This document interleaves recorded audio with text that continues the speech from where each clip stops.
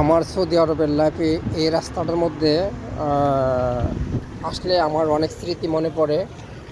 কারণ ওই রাস্তাটাতে আমার 5-6 লাখ টাকা এক বাটপারের সাথে ব্যবসা দিয়েছিলাম। আমার ব্যবসার টাকা মেরে দিচ্ছিল। কথা বলছি, ওই যে দেখা যায় ওইটা, এখানে আমরা দোকান নিয়েছিলাম। বপিয়া, আরবিতে বলে বপিয়া, বাংলাদেশে বলে ওই চা নাস্তা, সকালের চা নাস্তা সেন্টুস মানায়। ওই হোটেল আর কি, ভাত হয় না, শুধু চা নাস্তা আর রুটি, এটাকে বপিয়া বলে। ওই দোকানটা, এখানে এই দোকানটা নিয়েছিলাম, ওই যে লোকটা দেখা যায় ওই দোকানটা নিয়েছিলাম। কিন্তু আমার ভাই 15,900 রিয়াল মাইরে দিছে।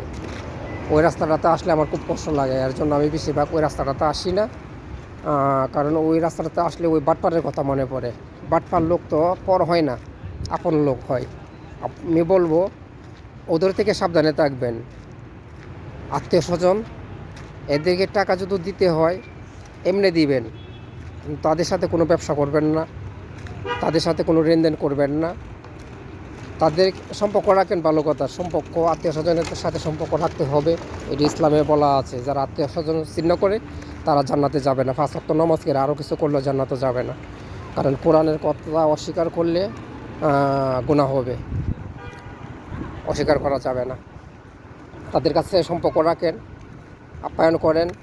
যেহেতু টাকা দিতে হয় এমনি দিবেন, অল্প দিবেন, যেটা আপনার সমস্যা না হয় এরকমভাবে দিবেন। 20,000 30,000 রিয়াল দিবেন, 4 লাখ 5 লাখ টাকা দিবেন, দেখবেন তখনই আপনার আত্মীয়টার সম্পর্ক নষ্ট হয়েছে। ওইটা আপনারা করেন না কোনো সময়। আমি মরছি, আমি আপনাদেরকে মেসেজ দিয়ে যাই, আমার মতন ভুল আপনারা করেন না। কারণ আমার অনেক অনেক অনেক কষ্টের টাকাটা ছিল এটা।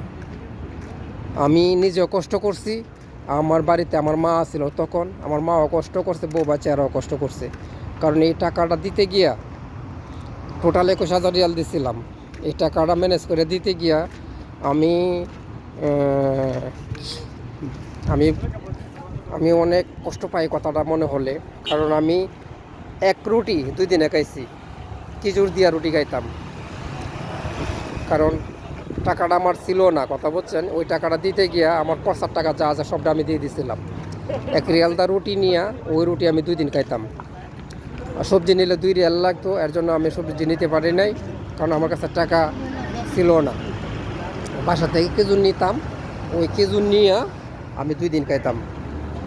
কথা বলছি, ওই রুটিটা অর্ধেক খায় আর অর্ধেক কাগজের ভিতরে রেখে দিতাম। কাগজের ভিতরে রেখে ওই রুটিটা আমি 2 দিন খাইছি।